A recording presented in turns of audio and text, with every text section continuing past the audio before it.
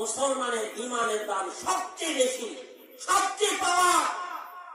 এই ইমান আছে বিদায়ী আবু সাইদের মতো ছেলে এই বুকটা পেটে দিয়ে আমার বাংলার মুসলিম জাতির জন্য আজকে শহীদ হয়ে গেছে, ঠিক না দেখে? ইমান আছে বিদায়ী 2019 সালে বাংলাদেশের রত্ন, বাংলাদেশের অহংকার, বাংলাদেশের গর্ব আফগানের মতো ছেলে আজকে বাংলার তামাম ছেলেদের জন্য আজকে সে জীবন দিয়ে গেছে, ঠিক না দেখে? ইমান আছে বিদায় এই 2025 সালে উসমান হাদির মতো ছেলে আজকে বাংলাদেশের মানুষের জন্য, বাংলার জন্য জীবন দিয়ে চলে গেছে, ঠিক না দেখে? অতএব ইমানের দাম কম না বেশি? আরো যারা বলেন কম না বেশি?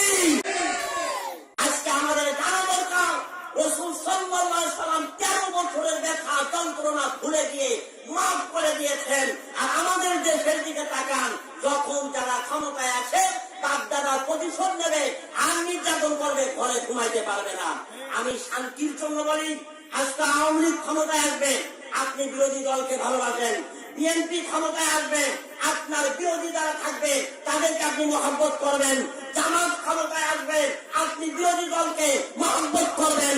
সেই দল যেই সময় ক্ষমতা আসে তারা যদি আল্লাহর কোরআনের আইন মেনে, আমার রাসূলের আজিম শব্দটাকে যদি মেনে একজন আরেকজনকে ভালোবাসে, আপনারা বলেন তো যেই ক্ষমতায় যাক না কেন আমার এই দেশটা জান্নাতের বাগানে তৈরি হইতো কি হইতো না?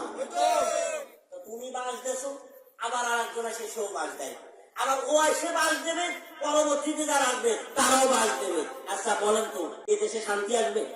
আপনারা বলেন এটা কি রাজনীতি কথা? এটা রাজনীতি কথা?